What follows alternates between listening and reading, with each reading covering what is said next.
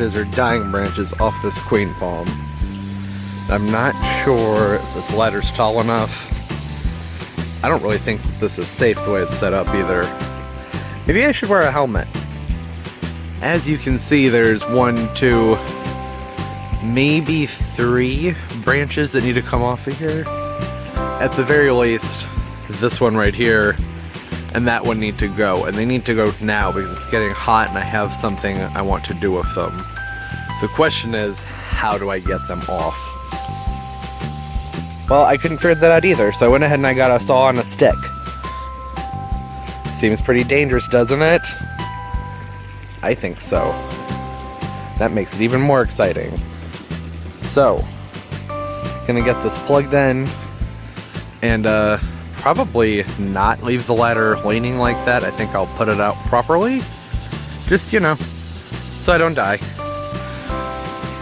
So that's done, but I'm thinking I'm gonna have to rent a taller ladder.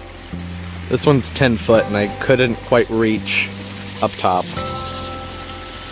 So you can see a lot of the boots, the straps around the crown of the palm are loose and ready to go, but the ladder just isn't quite tall enough for me to reach them. And there's this broken piece of stem branch sticking out there. Oh, it's gonna go crazy. It's alright, we'll live with it. I'm just happy I got the other ones off. Okay, but as I was saying, you can kind of see how this branch right here kind of looks like it needs to go. I'm going to leave it for now because this is a potted palm tree. And so every single bit of chlorophyll it has to grow and stay nourished with, well, get its energy through, I want to leave on there. And up in the crown, there are 2 big spikes, sheaths getting ready to pop open. So it's going to grow 2 new branches here probably within the next week. And at that point, this branch will probably go ahead and droop down further. I'll cut it off then.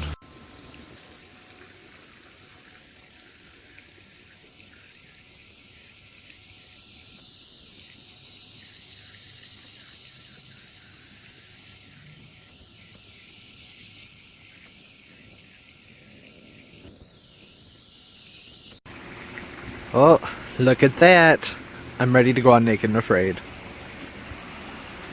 Yeah, so not the most elaborate setup here, but it is going to help with some shade. I don't think I'm going to leave it up here like this. I think that might be bad for the fabric, potentially, so I think I'm just going to lay them across the front. Let's give that a shot. Well, it doesn't look great, but it's only for a few days, and I will probably save these palm fronds and dry them out, so that when we have these jumps into the 100-degree temperatures, I can just throw these up there for some shade. I could just go get some shade cloth and maybe make some type of drapery that I can pull down and put back up. Or maybe, like, somehow make some curtains, perhaps, but honestly, I'm fine with this. It's cool. It'll do, and it's going to allow the orchids to get much more natural filtered light through these fronds. Obviously, this is not a permanent solution, but it's okay for a few days. I don't mind, especially if it's going to keep my orchids from getting cooked. Alright, so I'm glad to have that done. I'm mostly glad to have that done. Those branches were driving me crazy, and that one still driving me a little bit nuts. But when the new leaves flush out, I can tell that this branch over here is also going to come down. It'll look a little bit better, and then I may end up just chopping both of those off. For right now, it's fine. I want it to have as much foliage as possible to put out its new growth. And once that new growth is out, it's done. Time to cut it up.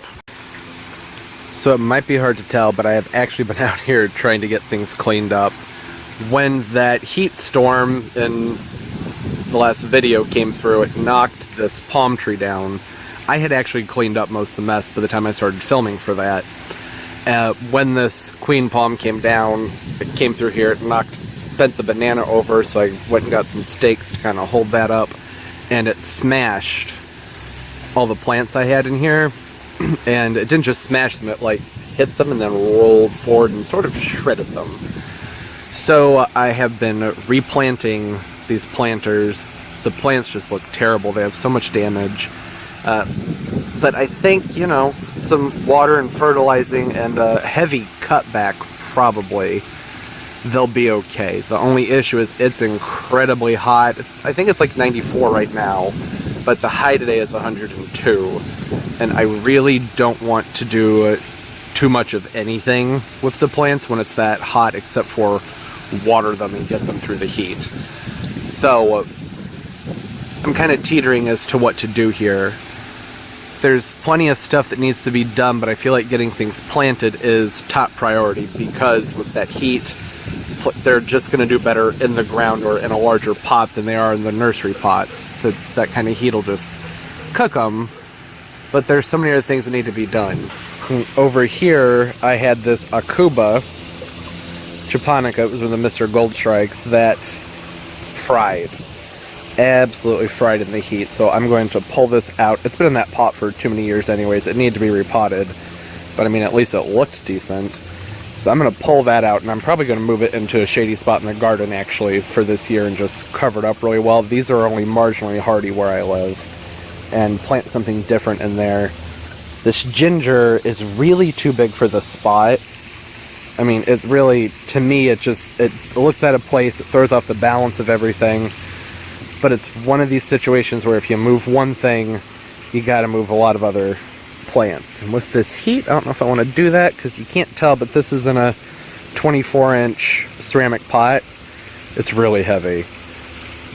But it might go well back there, but I think it's going to be too wide, and it's just going to squeeze out everything that's back there. So for now, I think it's going to stay here, and it's in a good spot to get hit by the sprinklers. So with the heat, I'm going to leave it. Oh, and this is what it looks like when I'm planting things like crazy. Yep, I usually try and be a little bit more clean, but I was really rushing to get things done. So far today, I've gotten about 60 different plants taken care of, and I don't know, there's probably only like 200 left. I'm not complaining, I enjoy it. I just need to get cleaned up and move everything that needs the shade. They don't need shade. Plants that aren't going to do well in the heat and their nursery pots, got to move them to the shade for the next few days. Got some rearranging done. I pulled that Akuba out of there and tossed in a heliconia. Really nice heliconia. I can't wait till it flowers. I was debating whether or not to put a heliconia here or another croton, which are these guys. I think the croton would have made a really nice contrast with the aqua of the pole and all the other flowers, but I also really want to keep my heliconias nearby because I want them close to me, because while they attract hummingbirds, it's fun to watch the hummingbirds, and they're my favorite plant. Orchids, heliconias, bird of paradise, palm trees. So I wanted it nearby. The reason I needed to get everything moved was because this. I know it doesn't look like it, but this is mostly dog hair.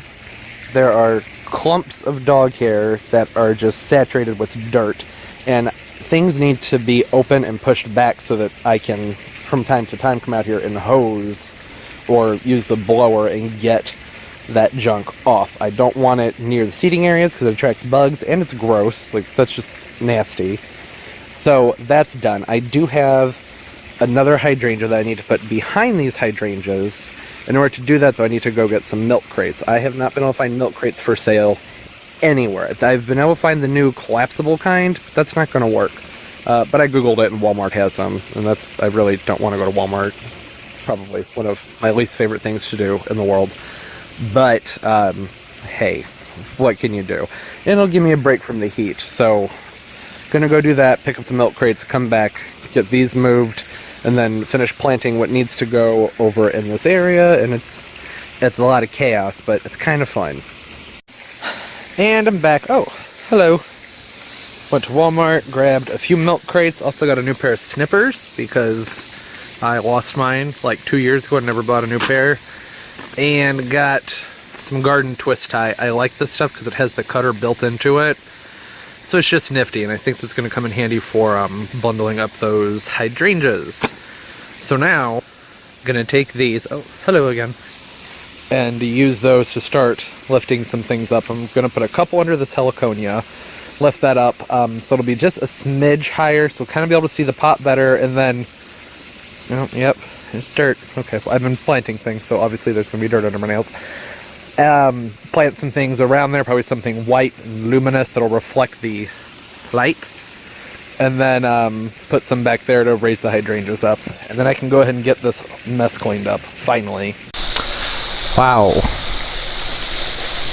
So, I would say my lens is just a little bit foggy. You can actually see where the fog is on the lens. It's been about half an hour. How much longer is it gonna take? You are too loud.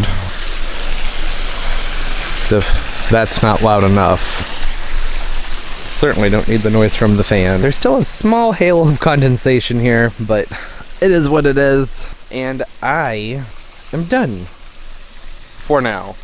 Gotten things cleaned up, repotted and planted. I normally would go ahead and use a rooting fertilizer, but with the heat, I'm going to wait until tomorrow morning. I went ahead and just watered them in heavily, and then early morning, I'm going to hit them with a mild dose of fertilizer, and I'll keep doing that for probably 2 weeks. And then I'll switch it over to a nitrogen fertilizer with a lot of iron in it to help get the green back into everything. And over here, I got all the gunk cleaned up. That's a shadow, I swear, that's a shadow. And got the hydrangeas moved back, stacked one up on top of a milk crate back there, and put the Dolce Silver gumdrops heucheras right there. I moved this fountain down because I didn't like how it was sticking up. I did not think that that looked good, though I imagine it probably would do a better job cooling it if it were up a little bit higher, so I may still try and raise it a little bit more if I can. And then over here in this pot with the heliconia, I put a couple of caladiums. They are the tapestry caladiums, and I believe it's called Blushing Kiss Sun Impatient, and we'll just kind of see how that fills out. I also need to go ahead and get some acid fertilizer and put that on the hydrangeas, because I would like for them to be more bluey purple than pink, because it's a similar shade of pink. That's just too much of the same shade of pink in one spot. I would like for there to be more definition than that. But overall, what it is I have been trying to create out here is depth. I like my gardens to have a lot of winding, different directions and heights, and I want people, when they're looking at my plants, to be able to go in and actually explore and see all of the little details. So as things fill out, that'll be more noticeable. I am particularly fond of the Grammatophyllum that's back here. You can see how that's arching out. The flowers are just starting to open all the way down at the base. I'll do an update when that's fully open. And I know it looks like it's potted in with everything, but it's not. I actually dug a very large hole in there and filled that with lava rock. So the pot's not in any contact with the dirt in any spots, and it's been doing really, really well right here. It gets watered a ton through the micro irrigation, which I not normally recommend for orchids, but the Grammatophyllum really seems to appreciate the tons and tons and tons of water that it's getting. But I do think that's going to look cool, having an orchid spraying out with the annuals. It's just not really something you see that often. But I am really looking forward to everything out here taking off, getting more color on it. Back here, you can see we have a heliconia back here. I think that's going to look really nice. The orange and red heliconia with the hot pink diploidinea vines that are planted on here that aren't really doing much yet, but they will. And then there's these black coral elephant ears in front of it, and the black coral elephant ears are gorgeous. I really just love them. Fire. Okay, and here's a diploidinea. If you were kind of wondering, this is a different variety. It has larger flowers, but it's overall a similar color. Lovely black coral elephant ear. That is not what these look like during the daytime. And there are not a lot of flowers on things right now. I think it's just too hot. Lots of buds, but they're kind of holding on to them.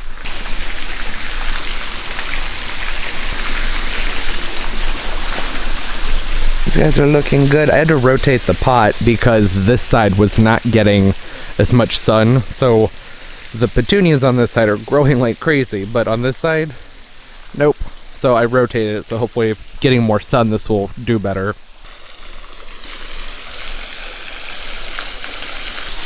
I'm sure that's probably really loud. I'm holding the mic up to my mouth, so hopefully that helps.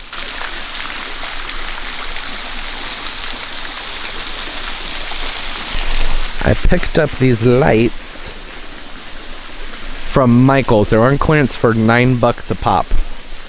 And they're for indoor-outdoor use, and they make this neat ripple appearance on the everything you put them on. Isn't that cool? They're like aurora lights, but they don't change colors. That'll be fun when we get more flowers going, and it'll be time to film a tropical plant party. I picked one up in blue as well. Wow, you can really see.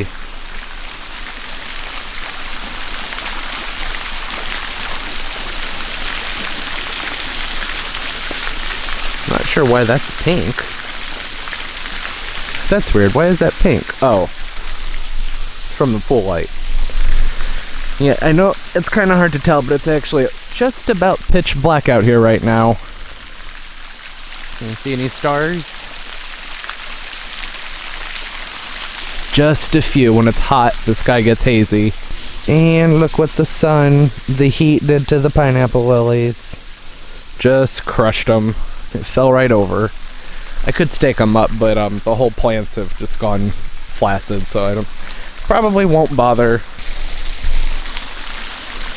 I came back here and I chopped the ginger back. It was too tall. These stalks were 7-8 feet tall. It's not even supposed to get that tall. I've had this for many years. It's never done that, but that just doesn't work. Being in the front of the garden, I really just need to move it, but they're not hardy here, and since it's survived so many years in this spot, I hate to move it, because what if I move it and the spot I move it to is too cold for it? So it's going to stay there for now. There's an Alberta spruce, dwarf Alberta spruce right behind it, and that is not long for this world. So I kind of figure when it's time to dig that Alberta spruce up, I will just move the ginger back. Crepe myrtle's blooming, Thai giant's doing its thing. Oh, that was fun, my voice cracked. Yep, that keeps happening well into adulthood, I've learned. The orchids look okay. I was really concerned with this heat, but I think that these palm fronds here did a good job at filtering out the sun. I don't see any more damage, no more than what was already there at least. I love that alfalfa, it's so pretty. That's an adorable cactus that I will be showing off later. Back here, the tub is lit up. I don't want to get too close to it. I'm using my nice camera. Yeah, they're hiding. They're shy. Alright, well I think that's going to do it. I went ahead and just did a quick little nighttime tour. Gave the updates on everything being kind of picked up and ready to do a little bit more fine-tuning. But if you haven't already and liked it, don't forget to like and subscribe. I try and put out multiple videos a week. And keep on growing, everybody. Bye-bye.